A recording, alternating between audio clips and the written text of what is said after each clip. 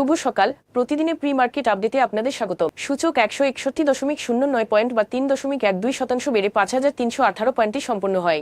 বাজারের লেনদেন 992 কোটি টাকা, যা আগের দিনের তুলনায় 66.09% বেশি। ক্রেডিট রেটিং সংক্রান্ত নিয়ম লঙ্ঘনের কারণে রূপালী ইন্স্যুরেন্স কোম্পানি লিমিটেডের পরিচালক ও প্রধান নির্বাহী কর্মকর্তাকে জরিমানা করেছে পুঁজিবাজার নিয়ন্ত্রণ সংস্থা বিএসইসি। এতে বাজারে সুশাসন ও নিয়মানুবর্তিতা নিয়ে উদ্বেগের বিষয়টি আবারও সামনে এসেছে। তালিকাভুক্ত কোম্পানি শিলভা ফার্মাসিউটিক্যালস ও অ্যাসোসিয়েটেড অক্সিজেনের অডিট রিপোর্টে আইপিও তহবিল ব্যবহারে অসম্মতি, সময়সীমা লঙ্ঘন ও নিয়ম মেনে চলার ঘাটতির বিষয় উঠে এসেছে। লিন্ডি বাংলাদেশ 2025 সালের জন্য 100% নগদ লভ্যাংশ ঘোষণা করেছে, যদিও আগের বছরের তুলনায় মুনাফা কমেছে। 2025 সালে ব্যাংকটির সমন্বিত নিট মুনাফা 118% বেড়ে 368 কোটি টাকায় দাঁড়িয়েছে, আগের বছর ছিল 169 কোটি টাকা। একই সঙ্গে 13% নগদ লভ্যাংশ ঘোষণা করা হয়েছে। এ পর্যন্তই। বিকেলে আবারও আসছি শেয়ার বাজারের সর্বশেষ আপডেট নিয়ে। ধন্যবাদ।